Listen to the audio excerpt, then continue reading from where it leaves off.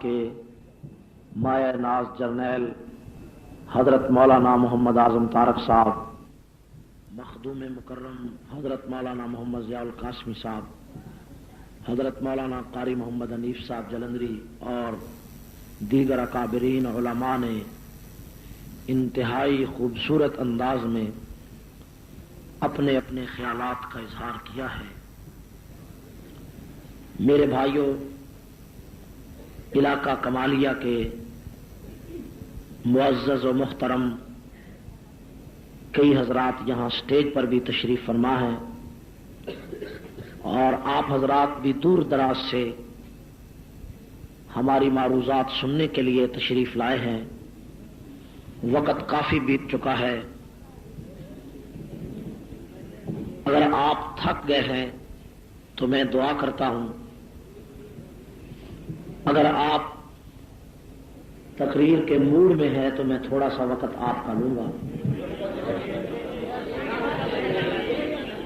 اگر آپ تھک گئے ہوں تو دعا کرتے ہیں۔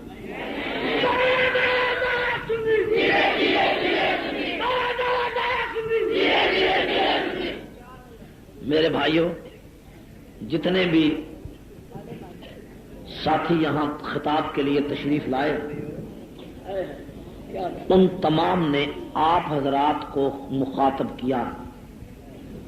میں چاہتا ہوں کہ آپ ان کی تقریر سن چکے ہیں، میں آپ کی بجائے کمالیہ کے شیعہ کو مخاطب کرنا چاہتا ہوں۔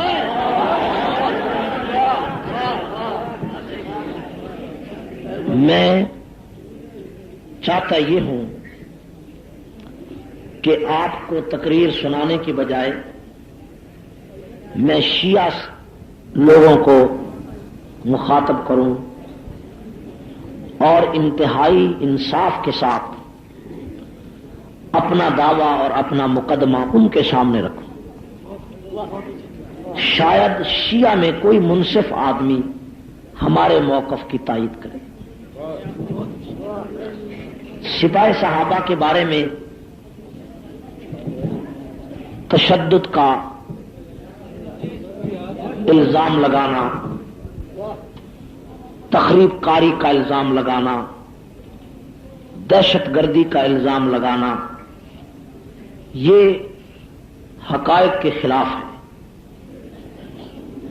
کئی روز پہلے لاہور کے ایک انگریزی اخبار میں میرا انٹرویو چھپا، فرنٹیئر پوسٹ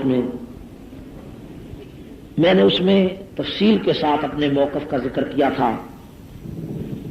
اور اس میں نے جب یہ کہا کہ ہمارا تعلق تشدد سے نہیں، آپ یقین کریں بڑے بڑے افسران نے مجھے اس بات پر مبارک دی کہ واقعی آپ تشدد کے قائل نہیں ہیں،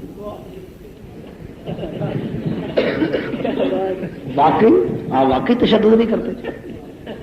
آج لاہور میں ایک افسر نے مجھے کہا کہ آپ نے سرگودا بار میں وکلاء کے سامنے جو تقریر کی ہے اس میں آپ نے کہا کہ ہم تشدد کے قائل نہیں، اس پر ہم سب بڑے خوش ہوئے۔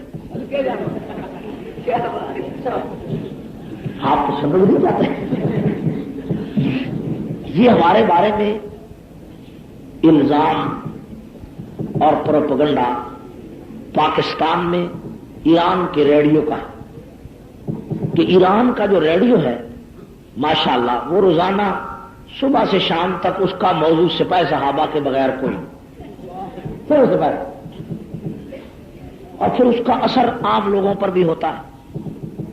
بھئی 1 لاکھ آدمی یا 10 لاکھ آدمی ضلع جھانگ کا ہمیں قومی میں، صوبائی میں، بلدیہ میں منتخب کرتا ہے، تو دہشت گرد کو بھی 10 لاکھ آدمی اپنا نمائندہ بناتا ہے۔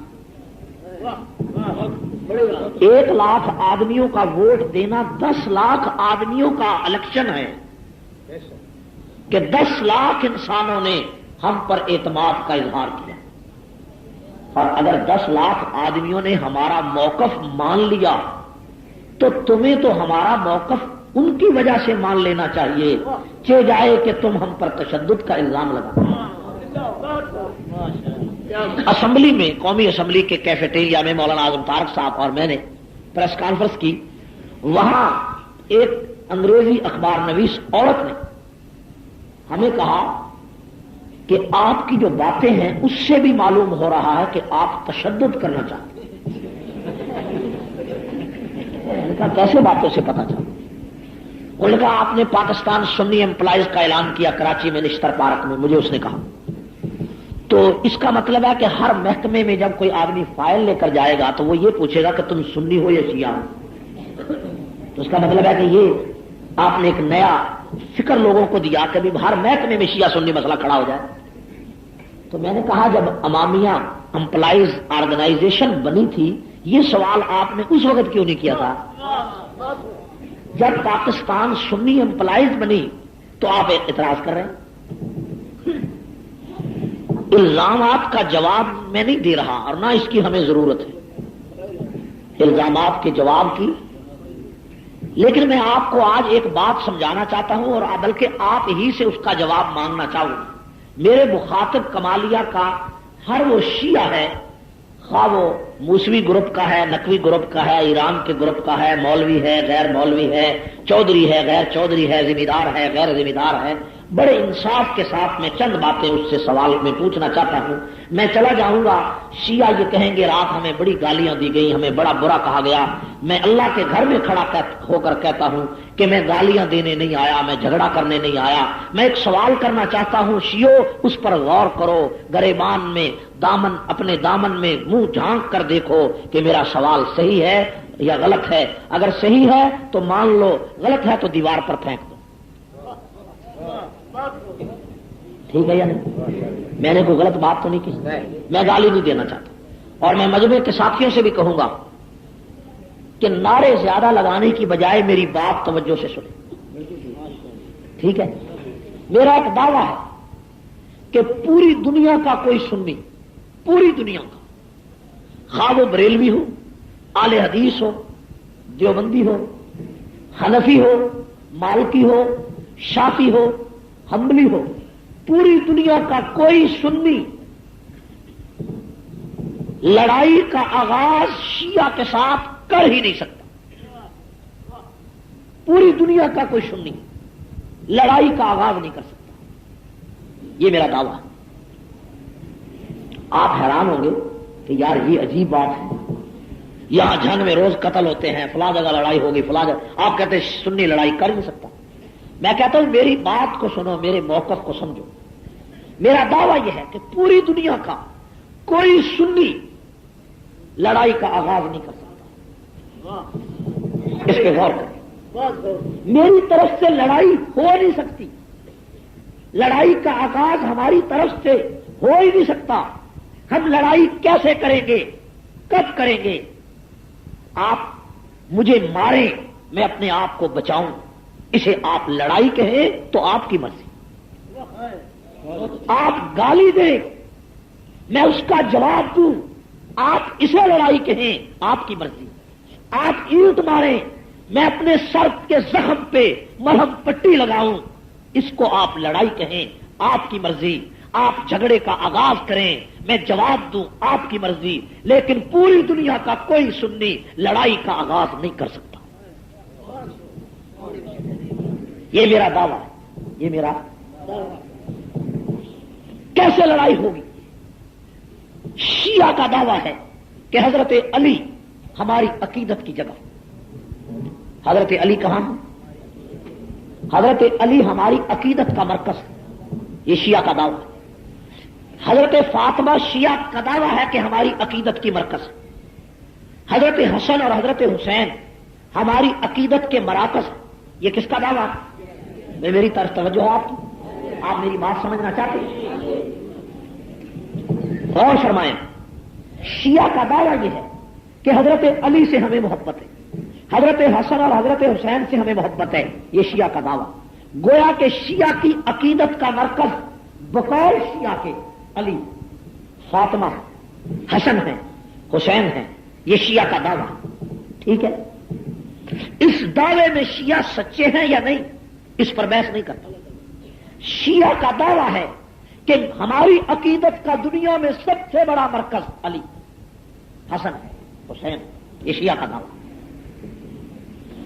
اہل سنت کا دعویٰ کیا ہے؟ کہ ہماری عقیدت کا مرکز ابو بکر صدیق، فاروق اعظم ہے، عثمان غنی ہے، اور علی المرتضیٰ ہے، اور فاطمہ الزہرا ہے، اور عائشہ صدیقہ ہے. اب دیکھیں کہ شیعہ کی عقیدت کا مرکز علی ہے، سنیوں کی عقیدت کا مرکز چاروں خلفاء ہیں، شیعہ کی عقیدت کا مرکز ایک ہے، ہماری عقیدت کا مرکز چار ہیں، شیعہ کی عقیدت کا مرکز صرف 5 ہیں، ہماری عقیدت کا مرکز 1,44,000 سارے صحابہ ہیں۔ اب آپ بتائیں کہ اگر میں علی کو گالی دوں تو میں نے شیعہ کی عقیدت کا مرکز توڑ دیا، میں فاطمہ کو گالی دوں میں نے شیعہ کی عقیدت کے مرکز کو برا کہہ دیا، میں حسن کو گالی دوں تو میں نے شیعہ کی عقیدت کے مرکز کو برا کہہ دیا۔ 1400 سال سے بتاؤ میرے کس امام نے علی کو برا کہا؟ 1400 سال سے کسی حنفی نے، کسی حنبلی نے، کسی مالکی نے، کسی شافعی نے کس مرکز عقیدت کو برا کہا؟ کیا امام مالک نے کبھی حضرت علی کو برا کہا، فاطمہ کو برا کہا، حسین کو برا کہا، حسن کو برا کہا؟ 1400 سال گزر گئے، اختلاف عقیدے کا اپنی جگہ پر، نظریے کا اپنی جگہ پر، فروع اختلاف اپنی جگہ، بریلوی دیوبندی کے خلاف ہو، دیوبندی بریلوی کے خلاف ہو، لیکن بریلوی دیوبندی اہل حدیث نے آپس کے اختلافات کے باوجود شیعہ کی عقیدت کے مرکز علی کو کبھی برا نہیں کہا، حسین کو کبھی برا نہیں کہا، حسن کو کبھی برا نہیں کہا، لیکن جو میری عقیدت کا مرکز ہے یعنی صدیق اکبر، اس کو شیعہ نے ہر دور میں برا کہا، شیعہ نے ہر عہد میں برا کہا۔ میری عقیدت کا مرکز فاروق اعظم ہے، شیعہ نے فاروق اعظم کو ہر دور میں برا کہا۔ میری عقیدت کا مرکز عثمان غنی ہے، شیعہ نے ہر دور میں میرے عقیدت کے مرکز کو گالی دی ہے۔ اب بتاؤ جو عقیدت کا میرا مرکز ہے اس کو تم گالی دو امن والے، اور تمہاری عقیدت کے مراکز کو میں آنکھوں سے لگاؤں، میں فساد دوں؟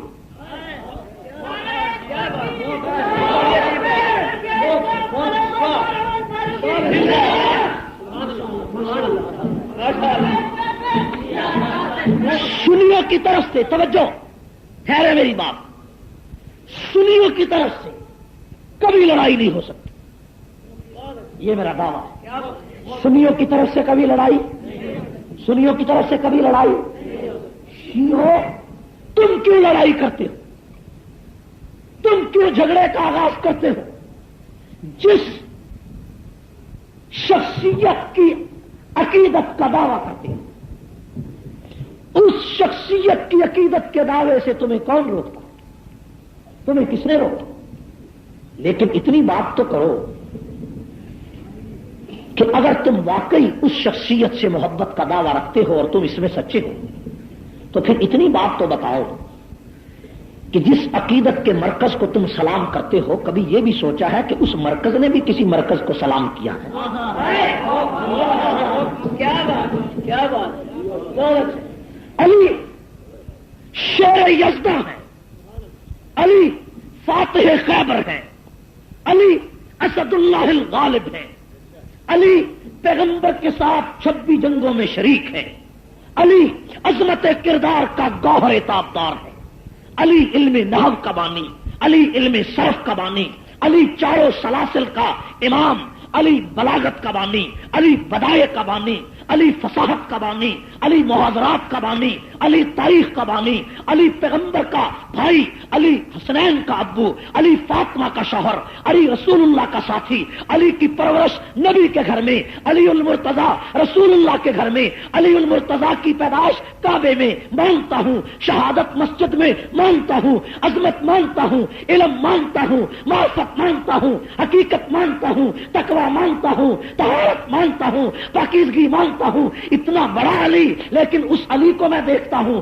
کہ وہ علی خود ہاتھ باندھ کر ایک شخصیت کے پیچھے کھڑا ہے اور 2 سال تک کھڑا رہا، اور اس شخصیت کے پیچھے جس کے پیچھے علی کھڑا رہا، میرا جی چاہتا ہے کہ میں علی کو امام اول کہوں، لیکن میں دیکھتا کیا ہوں کہ وہی علی ایک اور شخصیت کے سامنے ہاتھ باندھ کے کھڑا ہے اور اس کے پیچھے سجدہ ریز ہے۔ پھر ایک دن نہیں کھڑا، ایک وقت نہیں کھڑا کہ چلو تکیے میں ایک ہی بات حل ہو جائے، نہیں، وہ 2 سال 3 مہینے نے 10 دن تک روزانہ 5 وقت کھڑا رہا ہے، 5 وقت ہاتھ بندے ہیں، سجدہ کر رہا ہے، اس کے پیچھے کھڑا ہے، تو جب میں نے دیکھا کہ شیعو جس کی عقیدت کا تم دم بھرتے ہو وہ تو صدیق کے پیچھے کھڑا ہے، وہ تو فاروق کے پیچھے کھڑا ہے، وہ تو عثمان کے پیچھے کھڑا ہے، اگر تم دعوے میں سچے ہوتے اور تمہارا دل نہ بھی مانتا تم بھی صدیق کے پیچھے آ جاتے، نہ مانتا تب بھی عمر کے پیچھے آ جاتے، نہ بھی مانتا عثمان کے پیچھے آ جاتے، اور ظاہری نہ صحیح اوپر سے مان لیتے، اندر سے نہ صحیح ظاہر سے مان لیتے، کیوں کہ علی جو پیچھے کھڑا ہے تم بھی کھڑے ہو جاؤ۔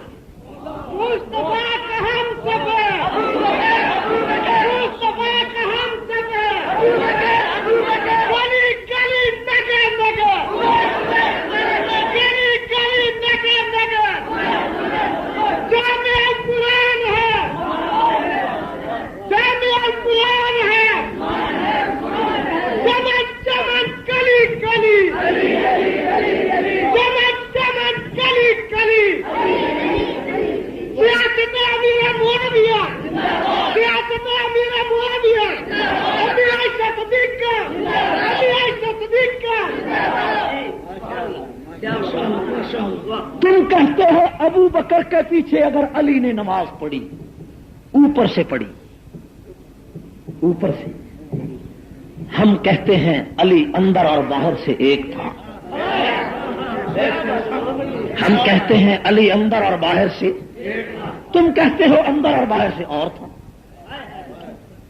تم کہتے ہو اوپر سے پڑھی، ہم کہتے ہیں علی اندر اور باہر سے ایک تھا، تم کہتے ہو نہیں اندر سے اور تھا باہر سے اور تھا، یہ تو تمہارا دعویٰ، تم تو یہ کہہ کر بھی محب علی کہ علی اوپر سے اور تھا اندر سے پھر بھی محب علی، اور چلو اگر علی نے اوپر سے ہی اقتدا کی تم بھی اوپر سے ہی کر لو،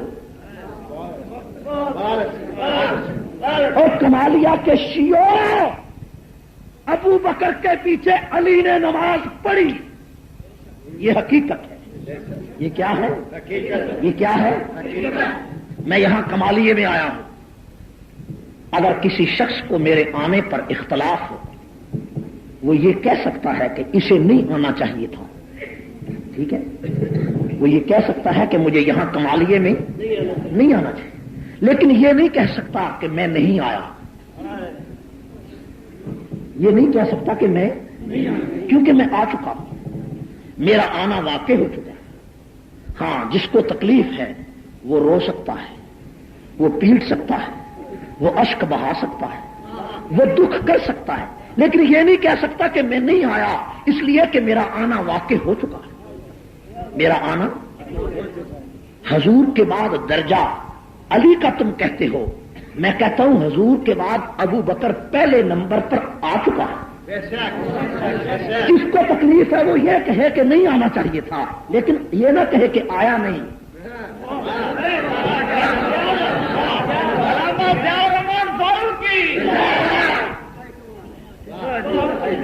لیکن یہ نہ کہے کہ آیا نہیں، یہ نہ کہے آ چکا ہے، اور اس کے آنے کو شمس و قمر دیکھ چکے، اور اس کے آنے کو چشمے فلک دیکھ چکی، اور اس کا آنا واقع ہو چکا، اور عمر دوسرے نمبر پر آ چکا، جس کو تکلیف ہے وہ یہ کہہ سکتا ہے کہ نہیں آنا چاہیے تھا، لیکن یہ تو نہ کہے کہ آیا نہیں، وہ تو آ چکا ہے، وہ تو، اور عثمان تیسرے نمبر پہ آ چکا ہے، جس کو تکلیف ہے وہ روئے کہ کیوں آیا، وہ روئے کہ، لیکن یہ تو نہ کہے کہ آیا نہیں، اگر آیا نہیں تو 12 سال علی نے نماز کس کے پیچھے پڑھی،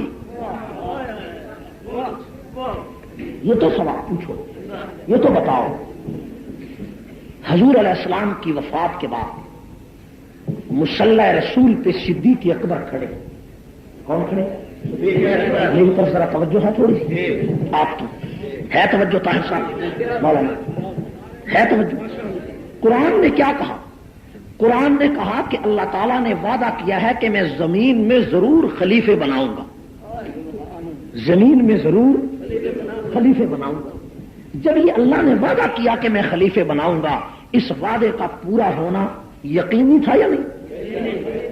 لیکن جب یہ آیت اتری تو نہیں پتا تھا کہ خلیفہ بنے گا کون، پتا نہیں تھا کہ خلیفہ بنے گا کون. حضور نے فرمایا تھا کہ جنگ خیبر میں کہ یہ پرچم اپنا کل کو اس آدمی کے ہاتھ میں دوں گا جس کے ہاتھ پر خیبر فتح ہو جائے گا، جس کے ہاتھ پہ خیبر.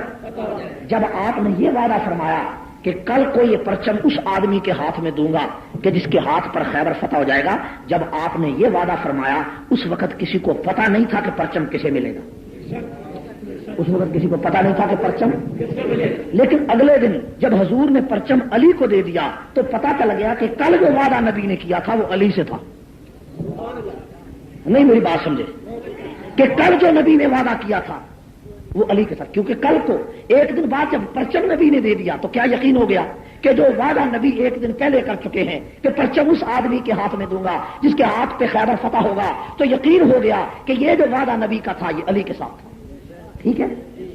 اللہ نے فرمایا میں زمین میں خلیفے بناؤں گا، نہیں پتا تھا کہ کون ہوگا، لیکن جب مصلی رسول پہ پہلے نمبر پہ ابو بکر آیا تو یقین ہوا کہ یہ وعدہ صدیق کے ساتھ تھا، اور جب دوسرے نمبر پہ عمر آیا تو یقین ہوا کہ عمر کے ساتھ بھی تھا، اور تیسرے نمبر پہ عثمان آیا تو پتا چلا کہ یہ وعدہ عثمان کے ساتھ بھی تھا، اور چوتھے نمبر پہ علی آئے تو وعدہ یقین ہوا کہ یہ وعدہ علی کے ساتھ بھی تھا. یہ وعدہ اللہ تعالیٰ کا تھا، پاکستان کے کسی حکمران کا نہیں تھا. یہ وعدہ خدا کا تھا، یہ وعدہ ایسا نہیں تھا کہ وہ وعدہ علی کے ساتھ کرتے خلافت ابو بکر کو دے دیتے، ایسا نہیں تھا کہ وعدہ علی کے ساتھ کرتے اور خلافت، ایسا نہیں تھا. میری بات پہ غور کر رہے ہیں آپ؟ میں شیعہ سے ایک بات پوچھ سکتا ہوں، سوال کر سکتا ہوں. شیعوں مجھے بتاؤ رسول اللہ کی وفات کے بعد فاطمہ الزہرا کا جنازہ کس نے پڑھایا؟ آؤ جنازوں پہ بات کر لو. جنازوں پہ نہیں کرتے تو نکاحوں پہ بات کر لو، نکاحوں پہ نہیں کرتے تو بچوں کے ناموں پہ بات کر لو. کرو تو صحیح، آؤ تو صحیح کہ نبی کی وفات کے بعد 2 سال 3 مہینے 10 دن تک ابو بکر صدیق مصلی رسول پہ کھڑے رہے اور علی المرتضیٰ، حسن حسین، حضرت عباس پیچھے نماز پڑھتے رہے. فاروق اعظم کے پیچھے 10 سال 6 مہینے 10 دن تک نماز پڑھتے رہے. 12 دن کم 12 سال تک عثمان غنی کے پیچھے نمازیں پڑھتے رہے. گویا کہ 24 سال تک علی المرتضیٰ، حسن حسین، حضرت ابو بکر، عمر، عثمان کے پیچھے نماز پڑھتے رہے. تو جن کے پیچھے علی نماز پڑھتے رہے ان کو گالی دو گے تو حضرت ابو بکر کا کچھ نہیں جائے گا، علی کی نمازوں کا کیا بنے گا؟ یہ تو علی کی نمازوں کا بنے گا کیا ہوگا؟ شیعہ تم تو یہ کہتے ہو کہ علی کے پاس وہ تلوار تھی کہ جو اوپر اٹھتی تھی 7 آسمان چیر دیتی تھی اور نیچے جاتی تھی 7 زمینیں چیر دیتی تھی. یہ تو وہی تلوار تھی نا جو جنگ احد میں رسول اللہ نے علی کو دی تھی جس کا نام ذوالفقار تھا. یہ تو وہی تلوار تھی کہ اوپر اٹھتی تھی، شیعہ کہتے ہیں 7 آسمان چیر دیتی تھی، نیچے جاتی تھی 7 زمینیں چیر دیتی تھی. اور تم کہتے ہو فاطمہ کو ابو بکر نے دھکا دیا، اور دھکا دیا تھا تو تلوار کہاں تھی؟ یہ تلوار جو اوپر اٹھے تو 7 آسمان چیر دے، نیچے جائے تو زمینیں چیر دے. فاطمہ کو اگر دھکا صدیق نے دیا تلوار کہاں تھی؟ اور جب جنازہ فاطمہ الزہرا کا مسجد نبوی میں رکھا گیا تو حضرت ابو بکر صدیق کی خلافت کا زمانہ تھا. علی نے فرمایا ابو بکر جنازہ آپ پڑھائیں، ابو بکر کہتے ہیں جنازہ آپ پڑھائیں. تو بالآخر حضرت علی نے جواب دیا. شیعہ کی کتاب کشف الغمہ میں، مسلمانوں کی کتاب ترمذی شریف میں موجود ہے کہ حضرت علی نے جواب دیا کہ اے ابو بکر میں فاطمہ کا جنازہ کیسے پڑھاؤں؟ میرے کانوں میں نبی کا فرمان گونج رہا ہے کہ پیغمبر نے فرمایا تھا لا ينبغي لقوم فيه بھی کھڑا ہے، حسین بھی کھڑا ہے، حسن بھی کھڑا ہے، عباس بھی کھڑا ہے. اعتراض اگر ابو بکر پر ہے تو یہ اعتراض جو ابو بکر پر ہے یہ سب سے پہلے علی سے پوچھو کہ ہم تو علی سے آج ابو بکر سے آج اختلاف کر رہے ہیں. علی سے پوچھو فاطمہ کے جنازے پر تم ابو بکر کے پیچھے کیوں کھڑے تھے؟ اور اگر فاطمہ کو دھکا صدیق نے دیا تھا، آج میری ماں کو دھکا دے میں تو اس کی شکل نہ دیکھوں، اور فاطمہ کو دھکا صدیق نے دیا اور حسن اسی کے پیچھے ماں کا جنازہ پڑھ رہا ہے، حسین اسی کے پیچھے ماں کا جنازہ پڑھ رہا ہے. اور بتاؤ تو صحیح اگر تم حسین کو واقعی مانتے ہو تو جنازہ جس کے پیچھے حسین نے ماں کا پڑھا اور اس کو مان لو، نہیں مانتے خاموش ہو جاؤ، گالی کیوں دیتے ہو؟ کافر کیوں کہتے ہو؟ اس کو منافق کیوں لکھتے ہو؟ اگر ابو بکر کو تم کافر کہتے ہو تو فاطمہ کے جنازے کا تو بتا دو کیا ہوگا. ابو بکر کا ایمان تو کسی کا باپ بھی نہیں ختم کر سکتا.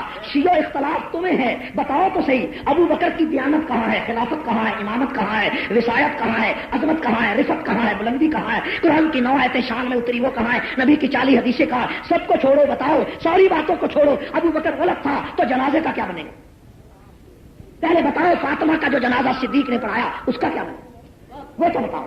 جو 2 سال نمازیں ابو بکر نے پڑھائی، جو 2 سال نمازیں ابو بکر نے مصلی رسول پہ پڑھائی، ان کا کیا بنے؟ ابو بکر کی نمازوں کو چھوڑو، باقی صحابہ کی کو چھوڑو. جو علی کی نمازیں پیچھے ادا ہوئی ان کا کیا بنے؟ حسن کی نمازوں کا کیا بنے گا؟ حسین کی نمازوں کا کیا بنے گا؟ اور نکاحوں کا کیا بنے گا؟ یہ تو بتا دو مجھے. بتاؤ ابو بکر صدیق سب رضی اللہ تعالی. ابو بکر صدیق کی 4 بیویاں تھیں. کتنی بیویاں تھیں؟ ہے توجہ آپ کی؟ کتنی بیویاں؟ پہلی بیوی کا نام قتیلہ بنت عبد العزیٰ، دوسری بیوی کا نام زینب ام رومان، تیسری بیوی کا نام حبیبہ بنت خارجہ، چوتھی بیوی کا نام اسما بنت امیس. یہ جو اسما بنت امیس ہیں یہ حضرت علی المرتضیٰ کی بیوہ بھابی ہیں. اس اسما کا پہلا نکاح حضرت جعفر طیار کے ساتھ ہوا. جعفر طیار حضرت علی کے بڑے بھائی ہیں. جب یہ جنگ موطا میں شہید ہو گئے تو ان کی بیوی اسما بیوہ ہو گئی. جب اسما بیوہ ہو گئی یہ علی کی بیوہ بھابی بنی تو علی المرتضیٰ کی زندگی میں اس بیوہ بھابی کا نکاح خود علی المرتضیٰ نے ابو بکر صدیق کے ساتھ کر دیا. بتاؤ تو صحیح ابو بکر مسلمان نہیں تھا تو کیا کافر کو علی نے بیوہ بھابی کیوں دی؟ میں کہتا ہوں فاطمہ الزہرا کے جنازے کا تو بتاؤ کہ جنازہ ابو بکر کے پیچھے فاطمہ کا علی نے پڑھا تھا. ابو بکر غلط ہے تو جنازہ کیوں پڑھا تھا؟ ابو بکر غلط تھا تو علی المرتضیٰ نے بیوہ بھابی اسما کا نکاح علی المرتضیٰ کے ساتھ کیوں کر دیا تھا؟ اس کا جواب دو.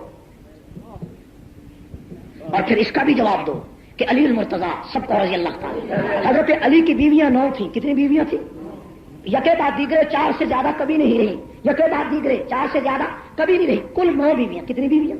9 بیویاں کے 15 لڑکے 18 لڑکے. 15 لڑکے 15 لڑکے کتنے لڑکے؟ 15 لڑکے 18 لڑکے. حضرت علی کے 15 لڑکے 18 لڑکیاں. چلو میں مان لیتا ہوں 1 منٹ کے لیے خدا نہ خواستہ ایسے ہوگا کہ خلافت پہ زبردستی قبضہ کر لیا اور جناب بیویوں پہ بھی زبردستی قبضہ ہو گیا اور جناب مسلح پہ بھی زبردستی قبضہ ہو گیا. یہ تو بتا دو علی المرتضیٰ کے ایک بیٹے کا نام حسن، ایک کا نام حسین، ایک کا نام محسن، ایک کا نام بلال، ایک کا نام عبد الرحمان الاکبر، ایک کا نام عبد الرحمان الاصغر، ایک کا نام ابو بکر، 2 کا نام عمر.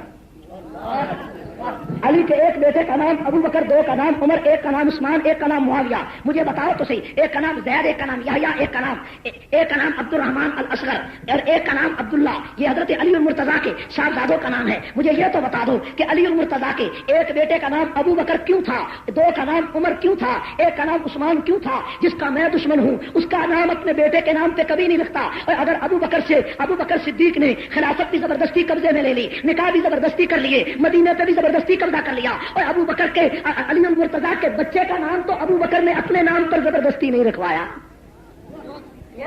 بچوں کے ناموں پر آ جاؤ. ایک شیعہ نے مجھے کہا تھا ضلع بدین ماتلی میں کہ ابو بکر کے نام پر اور عمر کے نام پر علی نے اپنے بچوں کا نام اس لیے رکھا تاکہ دشمن ہر وقت سامنے رہے.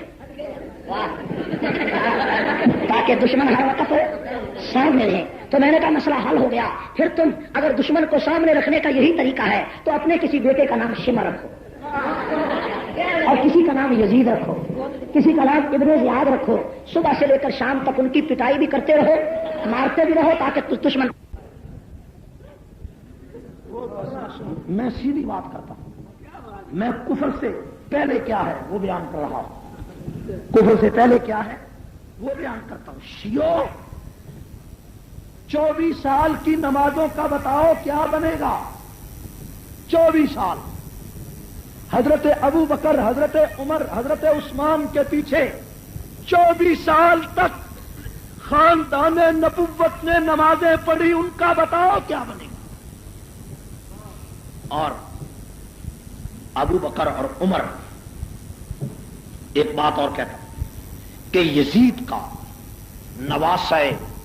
نواسہ رسول کا یزید کے ہاتھ پر بیعت نہ کرنا، نواسہ رسول کا یزید کے ہاتھ پر بیعت نہ کرنا اس بات کی دلیل ہے کہ ابو بکر سچا تھا.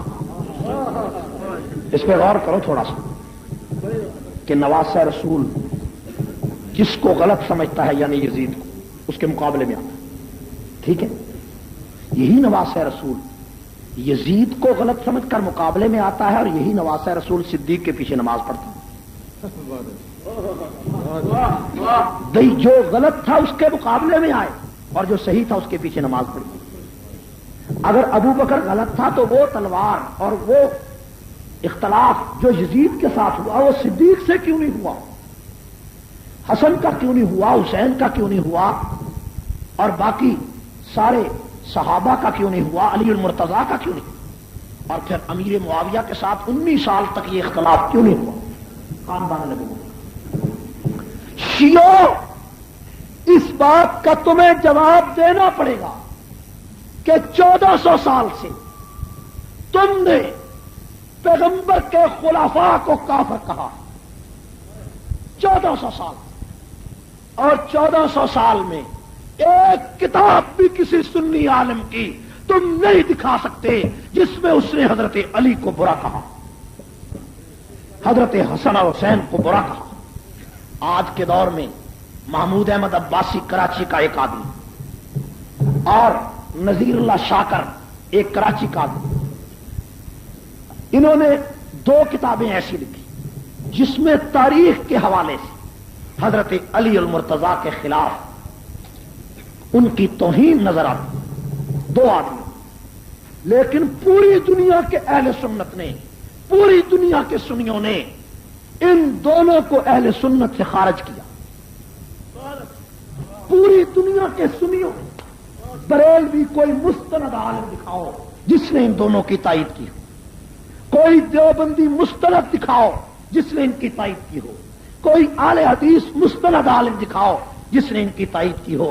لیکن شیعو، تمہارا امام محمد بن یعقوب کلینی جس کو تمہارے نزدیک امام بخاری کا درجہ حاصل ہے، اس نے اصول کافی کتاب میں یہ لکھ دیا کہ رسول اللہ کی وفات کے بعد 4 آدمیوں کے علاوہ سارے کافر ہو گئے تھے، سارے مرتد ہو گئے تھے. اب مجھے بتاؤ 4 آدمی کون سے تھے؟ مقداد بن اسود، سلمان فارسی، ابو ذر غفاری، عمار بن یاسر. ان 4 کے علاوہ سارے کافر ہو گئے تھے. یہ کون لکھتا ہے؟ تمہارا امام لکھتا ہے. تو تمہارا امام کس کو کافر کہتا ہے؟ میرے امام کو. تمہارا امام کس کو برا کہتا ہے؟ میری عقیدت کے مرکز کو، جس کو میں امام سلام کرتا ہوں، جس کی عقیدت کا میں ذکر کرتا ہوں، جس کا نام میں چومتا ہوں، جس کی عزت میں کرتا ہوں، اس کو تیرا امام کافر کہتا ہے. جھگڑالو تو ہے یا میں ہوں؟ فیصلہ تو کر. شیعو، تمہارے امام محمد بن یعقوب کلینی نے اصول کافی میں ابو بکر و عمر کو کافر لکھا. میرے تو کسی امام نے علی کو برا نہیں کہا. 1400 سال گزر گئے، میرے تو کسی پیر نے حسین کو برا نہیں کہا. میرے تو کسی امام نے فاطمہ پہ تنقید نہیں کی. اور تیرے امام نے قاضی نور اللہ شوستری نے صدیق کو کافر کہا. ملا باقر مجلسی نے صدیق کو عمر کو شیطان لکھا. خمینی نے صدیق کو عمر کو کافر لکھا. خمینی نے عثمان غنی کو بدکماش لکھا. بتاؤ 1400 سال بیت گئے. 1400 سال میں میرا تو کوئی امام بھی علی کو برا نہ کہے، میرا تو کوئی امام بھی حسین کو برا نہ کہے، میرا تو کوئی امام بھی فاطمہ پہ تنقید نہ کرے. بلکہ جس طرح صدیق کو برا کہنا لعنت ہے، اسی طرح علی کو برا کہنا لعنت ہے. یہی عقیدہ پوری دنیا کا سنی رکھے، پھر بھی یہ جھگڑا لوں. اور تو ابو بکر کو بھی کافر کہے پھر بھی امن پسند، اور عمر کو بھی کافر کہے پھر بھی امن پسند، عثمان کو بھی بدکماش لکھے پھر بھی امن پسند، عائشہ کو طوائفہ کہے پھر بھی امن پسند. اگر تیرے امن کا یہی فلسفہ ہے تو اس فلسفے کو میں پاؤں کی ٹھوکر سے اڑانا چاہتا ہوں. للکار ہے، للکار ہے، شیر کی للکار ہے، للکار ہے، للکار ہے، شیر کی للکار ہے. خمینی پہ لعنت، خمینی پہ لعنت. میرے بھائیوں، 1400 سال ہو گئے. 1400 سال شیعہ نے محمد رسول اللہ کے خلفاء کو ماں بہن کی گالیاں کتابوں میں دی، تحریروں میں دی، کتابیں چھاپی. مجھے تو بتاؤ کہ میں نے کبھی کسی امام کو برا کہا ہو.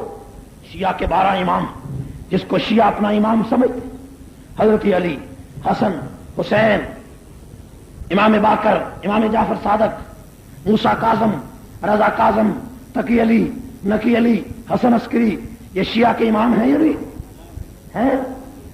ایک آدمی 1400 سال میں بتاؤ کہ جنہوں نے ان 12 اماموں کے خلاف کوئی کتاب سنیوں میں لکھی ہو، ایک کتاب۔ اور میں تمہیں دکھاتا کہ 14 صدیوں میں کوئی صدی ایسی نہیں گزری کہ تم نے ابو بکر کو کافر نہیں لکھا، کوئی صدی ایسی نہیں گزری کہ تم نے فاروق اعظم کو شیطان نے لکھا، کوئی صدی ایسی نہیں گزری کہ تم نے عثمان غنی کو بدکماش نے لکھا۔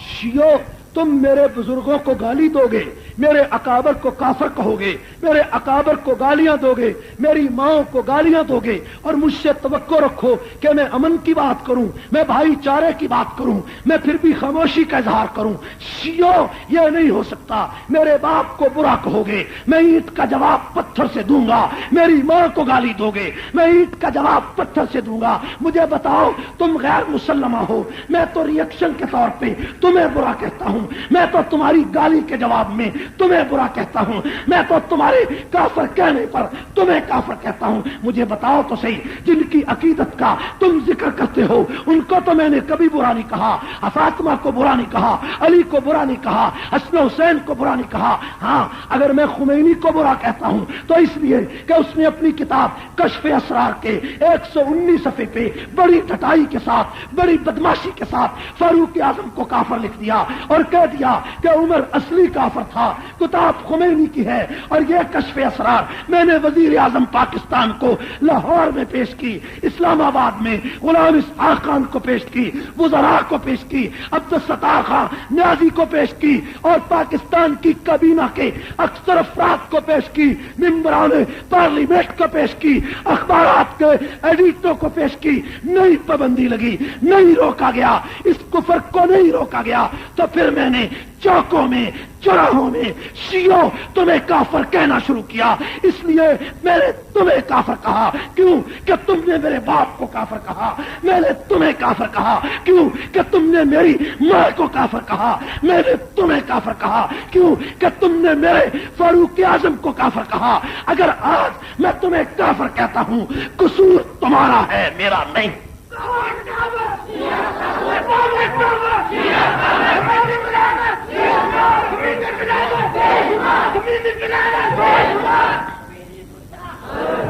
کتا مت کہو، اس لیے ٹھہر جائے۔ کیا ہو گیا؟ کسی صحابہ کا دشمن کو کتا مت کہو، اس لیے کہ کسی کتے نے صحابہ کو گالی نہیں دی۔ یہ یاد رکھو۔ ٹھہر جاؤ۔ کیا ہو گیا؟ ایک منٹ ٹھہر، توجہ کریں گے، ٹھیک ہے، لیکن میری بات پہ غور کریں۔ شیعو، تم غیر مسلمہ لوگ ہو، اس بات پہ غور کرو۔ غیر مسلمہ کا معنی یہ ہے کہ تم سے پوری دنیا کے مسلمانوں کا اختلاف ہے، تم غیر مسلمہ، لیکن جن کو تم نے کافر کہا وہ مسلمہ لوگ تھے، تم غیر مسلمہ لوگ ہو، تمہاری کوئی تم پر، تمہارے اسلام پر اتفاق نہیں، تمہیں اکثریت نے غیر مسلم کہا۔ اگر اکا دکا کو پتہ نہیں ہے اور تمہارے پتہ نہ ہونے کی وجہ سے وہ خاموش ہے تو اس سے تمہارا اسلام ظاہر نہیں ہوتا۔ لیکن میں تو اس ابو بکر کی بات کرتا ہوں، تم نے تو اس ابو بکر کو کافر کہا، اور جس کو اندرا گاندھی نے بھی کہا کہ دنیا میں عدل اگر قائم کرنا ہے تو فاروق اعظم اور ابو بکر کا نظام لاؤ۔ گاؤ فری ایک انگریز مستشرق، اس نے کہا عمر دنیا میں مینارہ نور ہے۔ ویدرک نے کیا کہا؟ ویدرک دنیا کا سب سے بڑا شاعر، روسو دنیا کا سب سے بڑا مفکر عیسائی، اس نے کہا عمر کا نظام عدل کی بنیاد ہے، روسو کہتا ہے۔ اور برنارڈ شاہ کیا کہتا ہے؟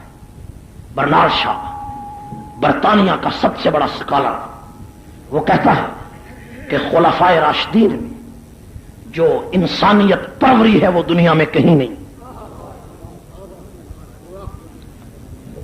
شکسپیئر ایک ڈرامے والا آدمی تھا جس کے ڈرامے دیکھتے ہو۔ شکسپیئر نے کہا کہ آج دنیا جس گڑھے میں گر گئی ہے اس گڑھے سے نکالنے کے لیے عمر کا ہاتھ چاہیے. شیکسپیئر، برنارڈ شا، روسو، ویدرک، گافری اور ایڈورڈ گبن، پوچھا مورخین سے، مستشرقین سے، انہوں نے کہا عدل کا معیار خلافت راستہ ہے، عدل کا معیار صدیق اکبر ہے، انسانیت پروری فاروق اعظم کا نام ہے، غریب پروری عثمان غنی کا نام ہے. ایک یہودی کو، ایک عیسائی کو، ایک مستشرق کو، ایک مورخ کو، ایک جناب علی لادین آدمی کو ابو بکر کا عدل نظر آیا.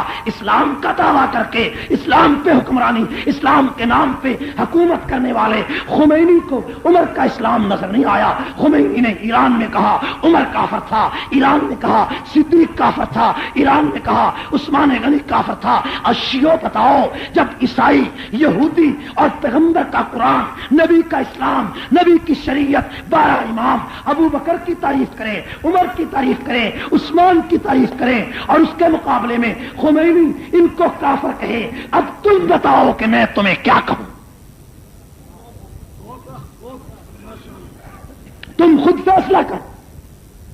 مجھے تشدد والا کہتے ہیں، اور قرآن کے مقابلے میں، حدیث کے مقابلے میں، شریعت محمدیہ کے مقابلے میں، آزاد تاریخ کے مقابلے میں تمہارے بڑوں نے ابو بکر و عمر کو ماں بہن کی گالیاں دی.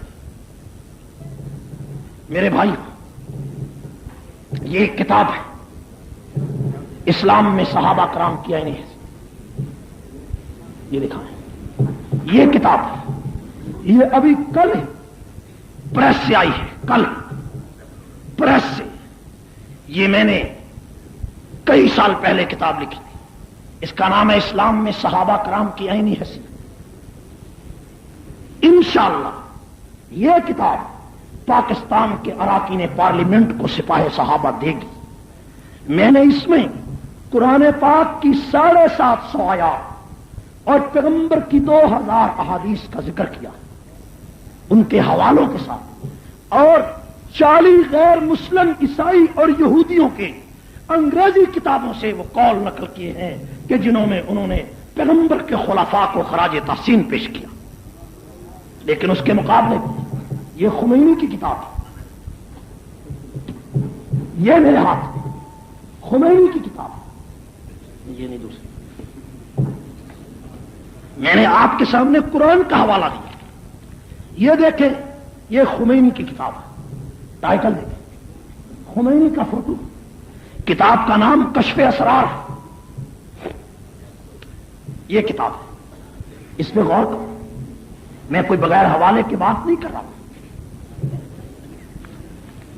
ایران کی وزارت خارجہ نے ایک احتجاجی مراسلہ پاکستان بھیجا کہ ضیاء الرحمان فاروقی کی تقریروں پر ایرانی حکومت احتجاج کرتی، کہ اس تقریروں میں خمینی کو برا کہا. مسلمانوں مجھے بتاؤ، ایران کی حکومت اس لیے احتجاج کرے کہ خمینی کو برا کہا گیا، میں کس سے احتجاج کروں کہ میرے عمر کو برا کہا گیا؟ میں کس سے احتجاج کروں کہ میرے صدیق کو کافر کہا گیا؟ یہ ہے کتاب خمینی کی. شیعہ، ایرانی حکومت نے مجھے احتجاج مراسلہ بھیجا کہ تمہاری تقریروں سے ہمارا دل دکھا ہے.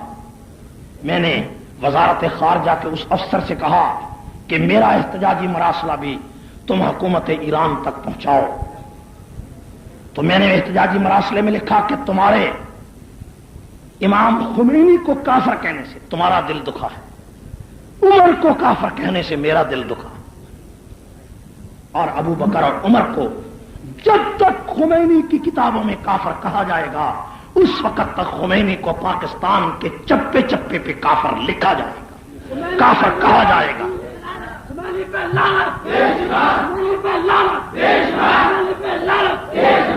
کمالیہ کے چودھریوں، ذمہ داروں، مولویوں، پیروں اور کمالیہ کے شیعوں، یہ میرے ہاتھ میں خمینی کی کتاب ہے.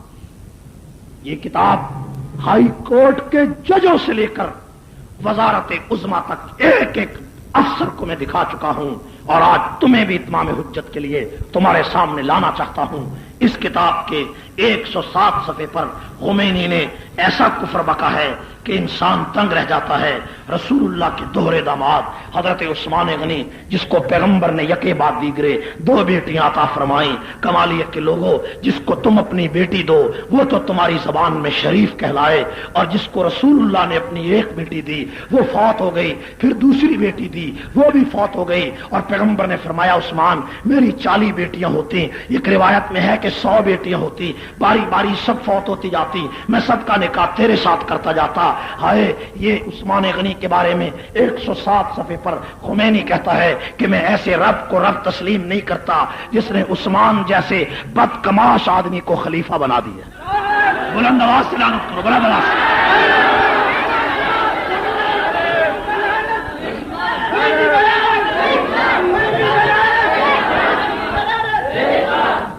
یہ ہے میرے ہاتھ میں کتاب، اگر حوالہ غلط ہے تو اسی سٹیج پر گولی مار دو، میرا خون معاف ہے۔ یہ ہے میرے ہاتھ میں کتاب۔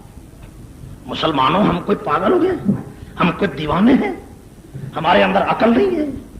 سارا دن سارا سال اسی پریشانی میں ہے کہ جس دن سے حق نواز شہید کا جنازہ اٹھا ایک رات بھی ایسی نہیں گزری کہ ہم نے آرام کی نیند ہم سوئے ہوں، ایک گھڑی ایسی نہیں گزری اور ایک دن ایسا نہیں آیا کہ مجھے یقین ہو کہ میں گھر میں زندہ جاتا ہوں یا میری لاش جاتی ہے۔ ہم کوئی پاگل ہو گئے ہیں، ہم کوئی دیوانے ہو گئے ہیں؟ پیغمبر کے دوہرے داماد کو تیرے ملک میں گالی دی جائے، برا کہا جائے، تو چپ کر جائے مصلحت پر۔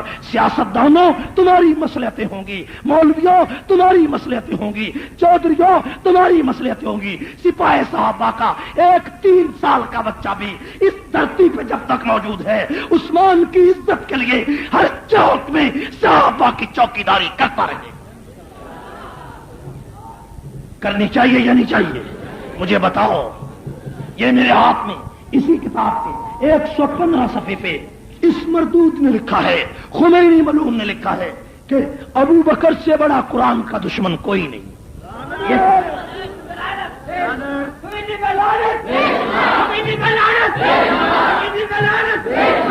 جب میں نے یہ حوالہ صدر پاکستان صدر اسحاق خان کو دکھایا تو صدر اسحاق نے کہا یہ کافر تو ہیں، یہ کافر تو، لیکن کافر کافر کا نعرہ نہ لگاؤ، کافر کافر کا۔ میں نے کہا نعرہ نہ لگاؤں تو کیا کروں، تم بتاؤ۔ میں نے کہا یہ کتاب اس ملک میں ضبط کرو، اس کے تقسیم کرنے والے کو پھانسی دو، اور ایران سے اس کتاب پر احتجاج کر کے اس کتاب سے برات کا اظہار کراؤ۔ میں اس نعرے پہ غور کر لوں گا، لیکن یہ کتاب چھپے گی، یہ کتاب تقسیم ہوگی، یہ کتاب عام ہوگی۔ میں خمینی کو کافر کہوں گا، چوکوں میں کہوں گا، چوراہوں میں کہوں گا۔ میرا قائد حق نواز اسی جرم میں قبر میں اتر گیا، میرا جرنیل اشار القاسمی قبر میں اتر گیا، سپاہی صحابہ کے پرچموں میں لپیٹ کر میں نے 50 جنازے قبروں میں اتارے۔ مجھے بھی چڑھتے سورج کی طرح یقین ہے کہ اسی راستے میں مجھے بھی شہید ہونا ہے، میری داڑھی بھی خون سے تر ہوگی، میرے بچے بھی یتیم ہوں گے، لیکن صدر صاحب میں نے ابو بکر کو کافر کہنے والوں کو چوکوں میں کافر اس لیے کہتا ہوں، میرے مذہب کا تقاضا ہے، میرے دین کا تقاضا ہے، میرے دل میں صحابہ کی غیرت ہے جنہوں نے محمد کے لیے بچے لٹا دیے، ان کی عزت کے لیے میں چوکیداری کرتا رہوں۔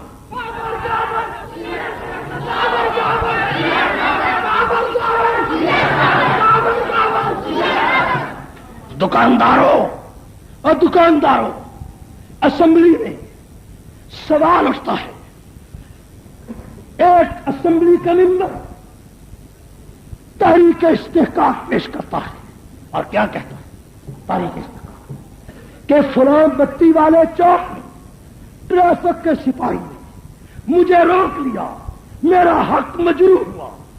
ہائے اسمبلی کے ممبر، تجھے روک لیا، تیرا حق مجروح ہوا، صدیق کا کوئی حق نہیں، اور صدیق کو اس ملک میں کافر کہا گیا، کوئی حق نہیں، اور عمر کو شرابی لکھا گیا، کوئی حق نہیں۔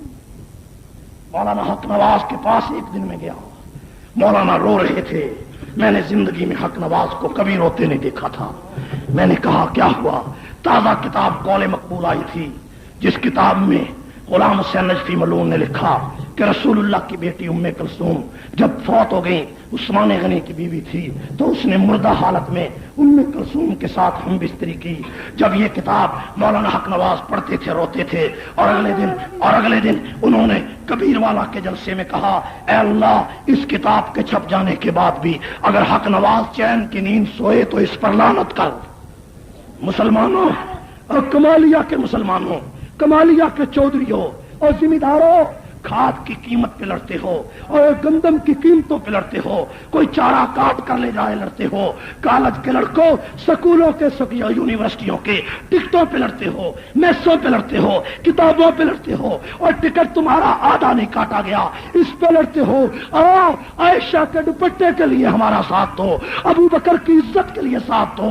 تمہارے دروازے پہ میں چوکیداری کرنے آیا ہوں. میرا نام سپاہ صحابہ ہے. سپاہ صحابہ کا معنی کوئی لیڈر نہیں ہے بلکہ سپاہی ہے، چوکیداری ہے، نوکری ہے، غلامی ہے. ہم تو نوکر ہیں، ہم تو چوکیدار ہیں، ہم تو ورکر ہیں، ہم تو غلام ہیں، ہم تو دربان ہیں. کس کے دربان ہے؟ عائشہ کے دربان ہے، عمر کے دربان ہے، ابو بکر کے دربان ہے. تمہارے دروازے پہ آئے ہیں اور تمہارا گریبان تمہارے گریبانوں کو جھنجھوڑنا چاہتے ہیں. ہمارا ساتھ دو، کرسی کے لیے لڑیں ہمیں چھوڑ دو، چودراہٹ کے لیے لڑیں ہمیں چھوڑ دو، اور اگر عائشہ کے لیے بلائیں ساری دنیا چھوڑ دو. سپاہ صحابہ کا ساتھ دو.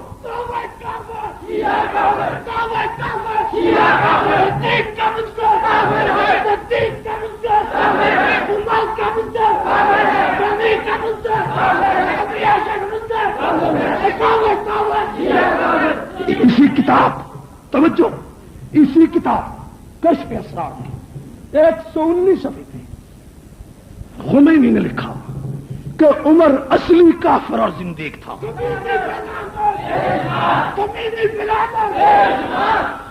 یہ عبارت کتاب میں موجود نہ ہو ہمیں گولی مار دو، ہمیں ذبح کر ڈالو، ہمیں جھگڑالو کہو.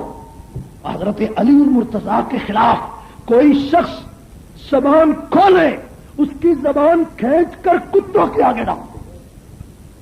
اہل سنت کا سپاہ صحابہ کا عقیدہ ہے. آپ کا بھی عقیدہ ہے یا نہیں ہے؟ جو حضرت علی کی توہین کرے، فاطمہ الزہرا کی توہین کرے، وہ بھی لا شک کافر، لا شک. ٹھیک ہے، مجھے بتا وہ تحفہ جعفریہ کتاب اتنی بڑی توہین پیغمبر کی، اس کتاب کا حوالہ مولانا اعظم طارق بھی دے چکے ہیں. میں دوسرا حوالہ پیش کرتا ہوں. وہ حوالہ، اس حوالے کو میں نے وزیر اعظم پاکستان کے سامنے 28 ستمبر کو پیش کیا 500 علماء کی موجودگی میں، تو سارے علماء تھاڑے مار کر رونے لگے.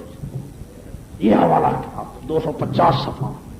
ایسی بھی کوئی غلاظت آدمی لکھ سکتا ہے نام لے کر کہ ابو بکر عمر عثمان کا نام انسان اپنے شرمگاہ پر لکھ کر پھر بیوی کے پاس جائے؟ پڑھو لکھا ہوا ہے. جب میں نے یہ حوالہ وزیر اعظم اور مولانا نیازی کے سامنے پیش کیا، سارے علماء چیخ اٹھے.